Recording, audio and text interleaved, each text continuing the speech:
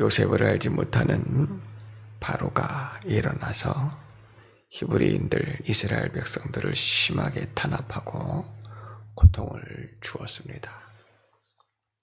그러나 오히려 이스라엘 사람들은 더 많아졌고 부흥하였는데 이는 하나님의 역사이기 때문에 그렇습니다.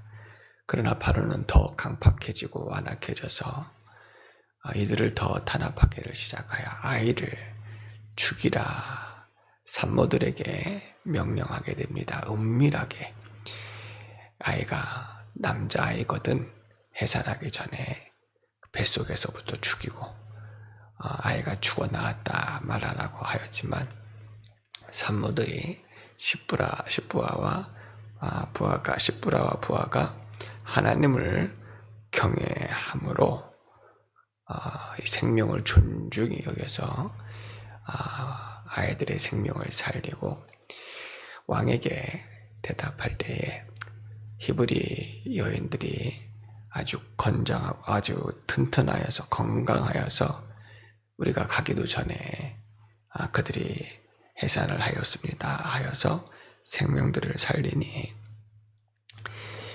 이 바로가 그러면 남자아이가 태어나면 다 날강으로 던져 죽이라고 아주 악한 법을 만들어 이스라엘을 탄압하였습니다. 그때에 모세가 태어났는데 모세는 그 어머니의 기도로 이제 3달 동안 숨겨져 지내다가 어쩔 수 없이 나일강에 버려졌지만 하나님의 놀라운 은혜로 바로의 공주에게 이제 보여지게 되었고 바로의 공주가 그를 자신의 아들로 삼아서 궁중에서 바로 모세가 이제 장성할 수 있었습니다. 모세는 애굽의 모든 학문을 배우고 무술을 연마하고 많은 지식과 재능을 쌓으며 이제 장성한 자가 되었는데 그가 고통받는 히브리인들을 이제 돌볼 마음이 일어났습니다. 왜냐하면 자신이 히브리 사람이고 자신의 백성들이 고통받는 것이 매우 안타까웠기 때문에 자신의 힘으로 이제 자신의 백성들을 돌보고자 하였는데 한나는 애굽 사람이 히브리인을 몹시 괴롭히고 고통을 주는 것을 보고 그 분을 못 이겨서 모세가 그 애굽 사람을 쳐서 죽이고 그리고 모래 속에 감추었습니다. 그런데 그 이튿날 보니까 이번에는 자기 형제들 히브리인들끼리 서로 다투고 싸우는데 심하게 싸워 한 사람이 다른 한 사람을 때리는 것입니다. 그래서 그것을 나무로 했어요. 어찌하여 같은 동족끼리 치느냐. 그러지 말라는 것이죠. 그랬더니 이 사람이 어지의 이야기를 하는 것입니다. 누가 너를 우리의 재판관으로 세웠느냐. 애굽 사람을 쳐 죽인 것처럼 우리도 죽이려느냐 하는 말을 하는 거예요. 모세가 이 사람들이 서로 싸울 때 주변에 많은 사람들이 있었고 애굽 사람들도 있었던 것 같아요. 근데 모세에게 그런 말을 하는 것을 다른 사람들도 다 듣고 이제 모세가 말하기를 내가 사람 죽인 것을 사람들이 알게 되었구나. 일이 탈로 되었도다 하면서 도망하는 자가 되었습니다. 바로가 그 일을 들었고 이제 모세를 죽이고자 찾기 때문에 모세는 광야로 피하여 도망해 버렸습니다. 자신의 힘으로 자신의 어떠한 권세로 능력으로 이제 이스라엘 사람들을 돕고자 하고 구원하고자 하는 그런 생각을 가졌으나 정말 아무것도 해보지 못하고 사람만 죽이고 실패하는 자가 되었고 도망하는 자가 된 것입니다. 모세는 아직 하나님의 은혜를 깨달지 못하고 진리를 깨달지 못하였습니다. 자신이 날강에 던져졌을 때에 전적으로 하나님의 은혜로 구원을 받은 것을 깨달아야 돼요. 그가 구원을 받은 것은 그 어떠한 힘에 의한 것이 아닙니다. 어머니께서 기도해 주셨고 간절히 기도할 때에 바로의 공주의 눈에 띄었고, 바로의 공주가 그가 히브리 아이임에도 불구하고 자신의 아들로 삼아 궁중에서 돌봄을 받고 지금까지 장성하도록 한 것은 전적인 하나님의 은혜입니다. 이처럼 구원은 하나님께 있는 것이에요. 그런데 자신의 힘으로 무엇을 해보려고 했다가 사람을 죽였고 실패자가 되었고 도망자가 되고 말았습니다. 아무리 권력이 있고 지식이 있고 능력이 있어도 우리를 구원할 수 있는 것은 아무것도 없습니다. 오직 구원은 하나님께 있는 것입니다. 하나님께서는 독생자 예수님을 우리 가운데 내어주셨고 예수님 안에서 전적으로 하나님의 은혜를 통해서 우리를 구원해 주셨어요. 하나님이신 예수님이 죄 권세, 마귀 권세, 사망 권세를 십자가에서 완전히 멸하여 주셨고 죽은 자 가운데서 3일 만에 부활하신 것 하나님의 능력인 줄로 믿습니다. 그리고 주님 다시 오시는 그날에 우리를 신령한 부활로 일으키시는 것도 하나님의 능력입니다. 예수님을 믿었을 때 죄사함 받고 죽은 우리 영이 거듭나는 것 전적인 하나님의 능력이고 은혜입니다. 우리의 공로도 없고 노력도 없고 우리의 어떤 방법, 수고도 아무것도 없어요. 전적인 하나님의 능력으로 은혜로서 죄사함 받았고 의롭다함을 얻었고 우리의 죽은 영이 거듭나서 하나님을 아버지라 예수를 구주라 시인할 수 있고 성령을 보증으로 우리에게 부어주셔서 영원까지 함께 해주시는 줄로 믿습니다. 스가랴서 4장 6절에 그가 내게 대답하여 이르되 여호와께서 스룹바벨에게 하신 말씀이 이러하니라. 만군의 여호와께서 말씀하시되 이는 힘으로 되지 아니하며 능력으로 되지 아니하고 오직 나의 영으로 되느니라. 하나님께서 하시는 역사인 줄로 믿습니다. 오늘 우리가 주님의 구원을 이루어 나가는 것도 전적으로 주님의 힘을 힘입어서 주님의 능력을 힘입어서 주님의 은혜로 구원을 이루어 나가야 될 줄로 믿습니다. 또한 오직 예수로 교회를 세워나가는 것도 하나님의 역사인 줄로 믿습니다. 우리가 힘을 다하고 뜻을 다하여 지혜로 능력으로 행해야겠지만 전적으로 하나님을 의지해야 돼요. 주님의 말씀을 따라가는 것밖에 없어요. 하나님께서 역사하셔야 하는 것입니다.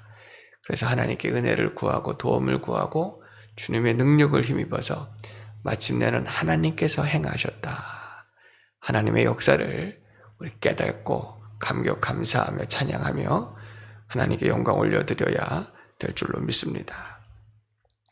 16절에서 22절 말씀 또 계속 읽어보겠습니다. 16절에서 22절입니다. 미디안 제사장에게 7달이 있었더니 그들이 와서 물을 길어 구유에 채우고 그들의 아버지 양떼에게 먹이려 하는데 목자들이 와서 그들을 쫓는지라. 모세가 일어나 그들을 도와 그 양떼에게 먹이니라. 그들이 그들의 아버지 르울에게 이를 때에 이를 때에 어디까지 읽었죠? 이를 때에 아버지가 이르되 너희가 오늘은 어찌하여 이같이 속히 돌아오느냐.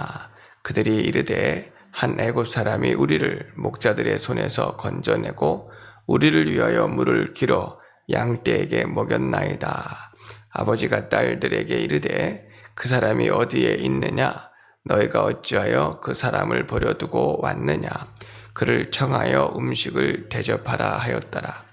모세가 그와 동거하기를 기뻐하며 그가 그의 딸 십보라를 모세에게 주었더니 그가 아들을 낳음에 모세가 그의 이름을 게르소롬이라 하여 이르되 내가 타국에서 나그네가 되었음이라 하였더라. 아멘. 광야로 도망쳐서 이제 지쳐있던 이 모세를 미디안 족속들이 만나게 됩니다.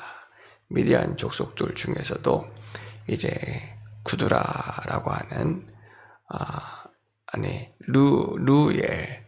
루엘이라고 하는 이 미디안 제사장의 딸들과 만나게 되어지는데, 다른 성경에서는 이 제사장의 이름을 이드로라고도 부르게 되어집니다.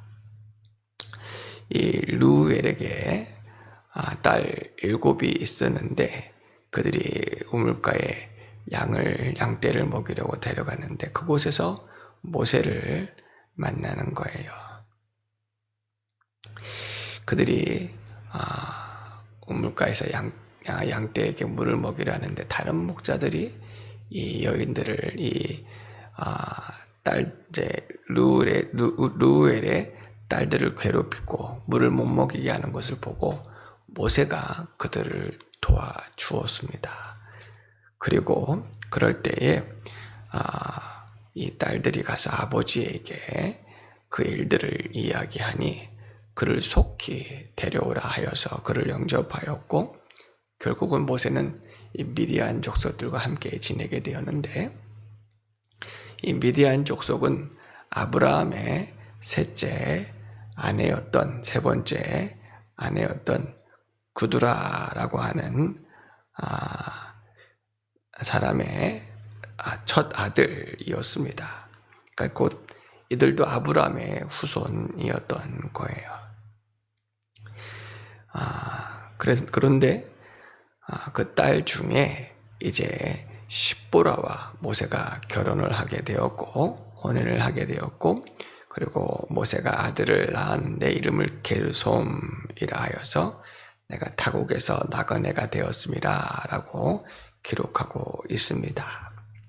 모세는 자신의 동족을 구원해보고자 정말 자신의 어떠한 권력과 힘과 노력으로 해보려고 했지만 실패자가 되고 도망자가 되고 이제 아무것도 할 수 없는 자가 되어져서 소망이 없는 자가 되었어요.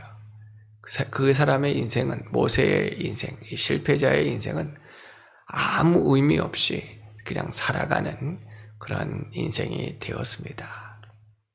실패자로, 포기한 자로, 낙심한 자로, 그냥 아무 생각 없이 그냥 내가 나그네가 되었다, 타국에서 아무것도 아닌 자가 되었다 하면서 이제 이 루엘의 양을 치면서 40년을 보내게 되었습니다.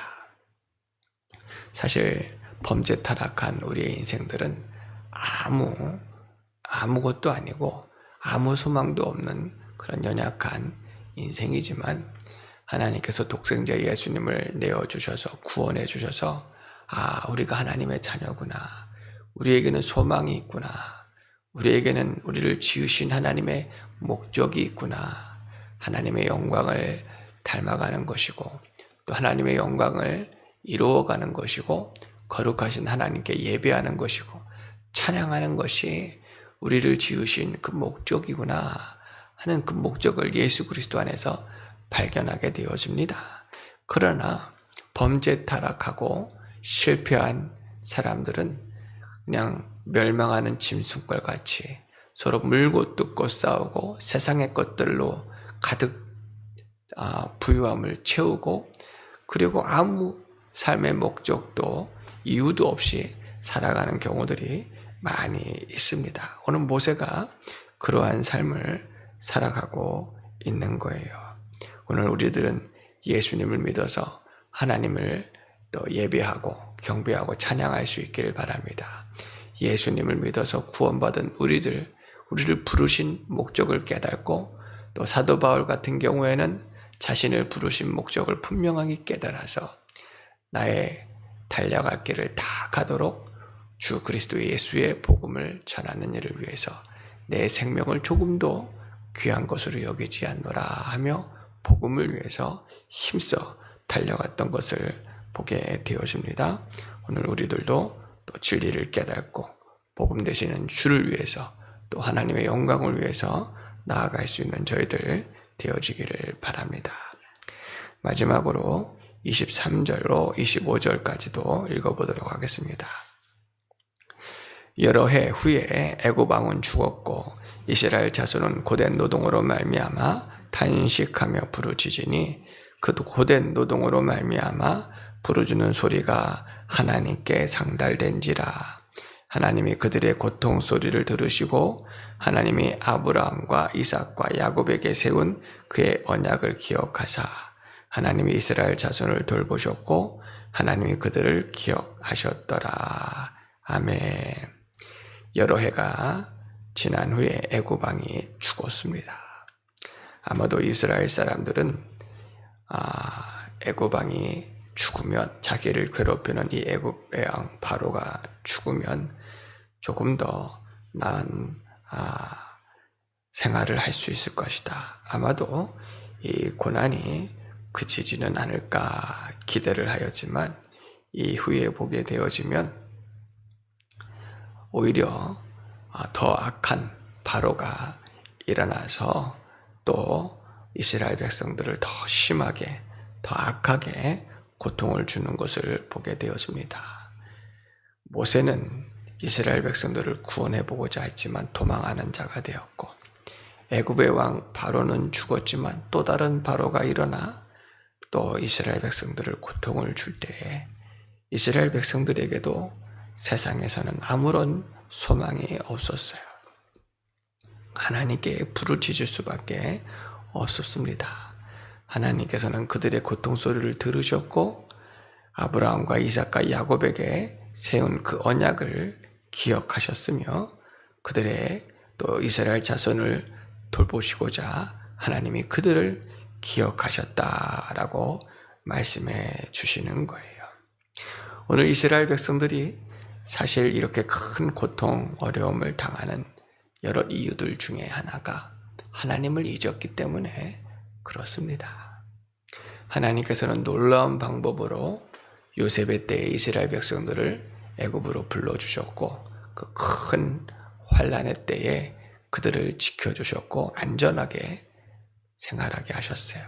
근데 이 고센 땅에서 이스라엘 백성들은 아주 풍요롭게 풍족하게 지낼 수가 있었는데 사실 이제 때가 되어지면 하나님께로 돌아갈 그런 믿음이 그들에게 있어야 하는 것입니다. 하나님을 잊어버리면 안 돼요.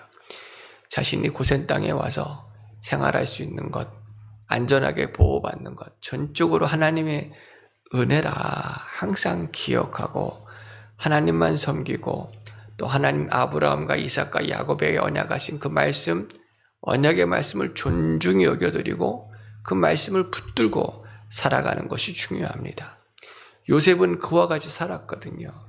요셉은 애굽의 총리가 되어져서 권력을 가졌고 이스라엘뿐만 아니라 애굽 지경의 모든 나라들을 구원하였고 그가 아주 높임을 존귀함을 풍족하게 받았지만 백성 이스라엘 자기가 죽을 때에 자기 형제들에게 하나님의 약속의 말씀을 상기시키며 이곳을 떠나나갈 때에 반드시 나의 유구를 데려다가 가나안 땅에 장사를 지내도록 하라라고 부탁하고 명령하였어요. 곧 요셉은 하나님의 약속의 말씀을 기억하고 붙잡은 사람이었거든요. 근데 히브리 사람들, 이스라엘 백성들은 그 많은 시간을 지내는 동안에 하나님을 잊어버렸어요. 굳이 가나안 땅에 갈 필요가 있느냐? 우리가 이렇게 잘 먹고 잘 사는데 부족함이 없는데 굳이 그곳에 갈 필요가 있겠느냐? 사람의 생각에 치우쳤고 하나님을 잊어버리고 언약의 말씀을 잊어버리니 하나님도 그들을 잊어버리게 되어진 것입니다. 그 일로 이들에게 큰 고통을 당하는 거예요. 욥기서 8장 13절 말씀에 욥기 8장 13절 말씀에 하나님을 잊어버리는 자의 길은 다 이와 같이 조속한 자의 희망은 이와 같고 조속한 자의 희망은 무너지리라. 하나님을 잊어버리는 자는 고통을 당할 것이고 그들의 희망은 무너질 것을 말씀해 줍니다. 신명기에서 8장 19절에도 내가 만일 내 하나님 여호와를 잊어버리고 다른 신들을 따라 그들을 섬기며 그들에게 절하면 내가 너희에게 증거하노니 너희가 반드시 멸망할 것이라. 사사기에서 3장 7절에도 이스라엘 자손이 여호와의 목전에 악을 행하여 자기들이 하나님 여호와를 잊어버리고 바알들과 아세라들을 섬긴지라. 이스라엘 백성이 하나님을 잊어버리고 모세와 같은 사람을 기대하였고 바로가 죽었을 때에 조금 더 나은 생활을 기대하였지만 절대로 생활은 바뀌지 않았어요. 그것은 그들이 하나님을 잊어버린 연고입니다. 그것을 깨달아야 돼요. 그리고 하나님을 기억하고 부르실 때 하나님께서 그들을 기억해 주셨고 아브라함과 이삭과 야곱에게 약속하신 언약을 기억해 주셨습니다. 오늘 예수 그리스도의 구속의 은혜를 절대로 잊어버리면 안 됩니다. 소홀히 해서도 안 돼요. 풍족에 거할 때에도 궁핍에 거할 때에도 빼앗겨서는 안 됩니다.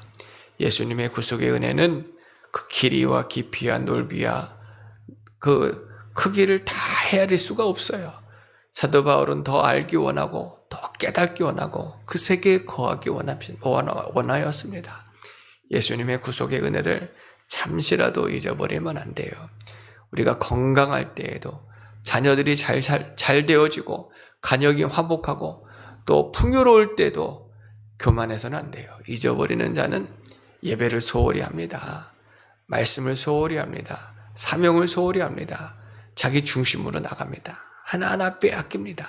그러나 잊어버리지 아니하는 자는 또 주님의 은혜가 아니면 살 수가 없습니다. 주께로 나아가고 힘쓰고 구원을 이뤄 나가는 자가 되어집니다. 우리는 그 은혜를 잠시라도 잊어버리면 안 됩니다. 혹이라도 환경이 힘들고 어려울 때 더 주님을 찾아야 돼요. 더 주님께 나아가야 됩니다. 주님의 은혜를 빼앗겨서는 안 돼요. 어떤 사람은 고통이 오고 환난이 올 때에 신앙을 헛것으로 여기고 다 내버리고 세상에서 방법을 찾는 자들도 있어요. 그것도 어리석은 거예요. 풍족할 때에도 궁핍할 때에도 내가 하나님만 의지하는 일체의 비결을 배웠다라고 하는 사도 바울의 고백과 같이 어떤 환경에서도 하나님을 잊어버리면 안 되고 예수님의 구속의 은혜를 항상 감격하며 감사하며 더 신령한 세계로 구속의 세계로 나아가는 저희들이 되어질 때에 주님께서 함께해 주실 것이고 지켜주실 것이고 복을 내려주실 것이고 더 풍족하게 채워주실 것이고 은혜를 베풀어 주실 것을 꼭 믿으시기를 바랍니다.